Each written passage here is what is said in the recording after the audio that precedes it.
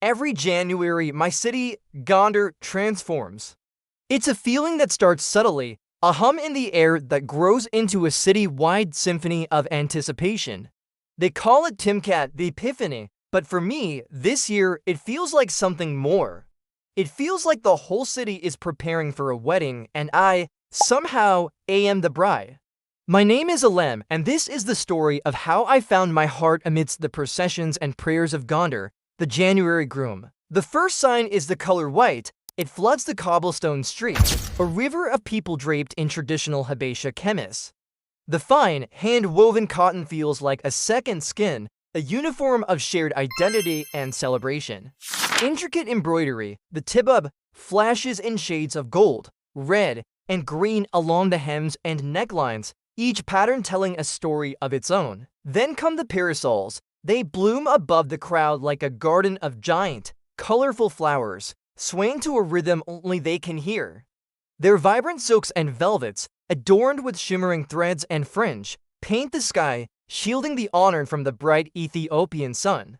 Children, their laughter like tiny bells, dart through the legs of adults, their faces alight with pure, unadulterated joy. Elders, their faces maps of time and wisdom, exchange deep, respectful bows and heartfelt greetings. Their hands meet, their heads touch, a silent acknowledgement of community and shared faith. The air itself changes, thickening with the sweet, heavy scent of frankincense and the earthy aroma of roasting coffee beans, a smell that is the very essence of home. And then you hear it, a deep, resonant chanting that seems to rise from the very stones of the city. The processions begin. This is the heart of Timcat. From every church in Gondar, the tabata emerge. These are sacred replicas of the Ark of the Covenant, the holiest objects in our Ethiopian Orthodox faith. They are never seen by lay eyes, always veiled in layers of rich, opulent cloth. Priests, their faces serene and focused, carry these precious burdens upon their heads. It's a great honor, a heavy responsibility. The crowd parts before them, a human sea creating a path for the divine. People press forward, not to see, but to be near. To feel the sanctity, to be blessed by its proximity. The energy is electric, a powerful current of devotion that sweeps you along. I watch a priest, his brow beaded with sweat, his eyes fixed on a point beyond the crowd, and I feel a shiver of awe. He is carrying more than just a sacred object. He is carrying the faith of a nation on his shoulders.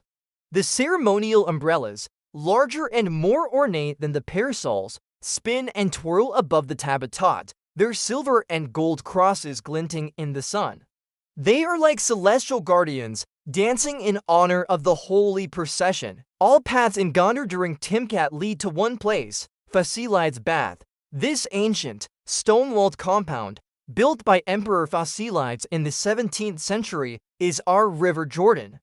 For most of the year, the vast, rectangular pool is empty, a silent testament to a glorious past. But for Timcat, it is filled with holy water, transforming into a sacred baptismal font. We gather by the thousands, camping out, singing through the night, our voices rising in unison under a canopy of stars. The anticipation is a tangible thing, a shared breath held by an entire city. As the first hints of dawn streak the sky with shades of pink and orange, a hush falls. The priests begin their prayers, their chants echoing off the ancient walls. They bless the water, infusing it with divine grace. And then, the moment everyone has been waiting for. A signal is given, and with a great, joyous shout, the celebration erupts. Young men, full of vigor and faith, climb the gnarled branches of the old trees overhang the pool and leap into the chilly water. Others rush down the stone steps. The splash is a sound of pure exultation. People immerse themselves, they splash each other, they cup the water in their hands and pour it over their heads. It's not just water, it's a renewal, a washing away of sins, a spiritual rebirth. The air is filled with laughter, prayers, and the sound of celebration. It's chaos, but it's a holy chaos. I stand at the edge, the cool spray on my face, and watch him. Daniel, he's in the water, his white clothes soaked through, his face split into a wide, joyous grin. There is only him and the promise in his eyes.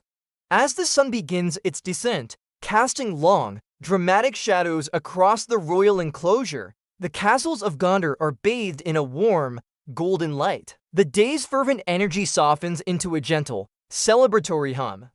The processions slowly make their way back to the churches, but the festivities are far from over. In the open squares and fields, the dancing begins. Drummers set a powerful, hypnotic beat, the cabaret drums pulsing like a heartbeat. The men form a line, their shoulders linked, their feet stamping the earth in a rhythmic dance called the Iskister. It's a dance of the shoulders, subtle yet incredibly expressive, a ripple of movement that speaks of strength and pride. The women answer with their own graceful movements, their necks undulating with a fluidity that seems to defy bone and muscle. Their hands clap, their voices rise in ululations of joy. It's a courtship, a conversation without words, played out in the golden hour. I find myself walking through the crowd, no longer just an observer. The music pulls me in, I feel the rhythm in my soul. I see Daniel dancing with his friends, and his eyes find mine again. He breaks from the line and walks towards me. The crowd seems to part for us, giving us space. He takes my hand, his touch warm and firm. He doesn't say a word, but his smile says everything. And as the last sliver of sun dips below the horizon, painting the sky in fiery hues, I feel it. A profound sense of belonging. I am a daughter of this city, a part of this ancient tradition. This Timkat, Gondar, wasn't just a city celebrating its faith. It was a groom adorned in splendor, waiting for its bride.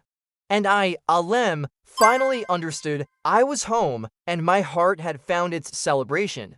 This journey through Timkat was more than just witnessing a festival. It was about rediscovering my roots, understanding the deep spiritual currents that flow through my city, and finding my own place within that beautiful, complex tapestry.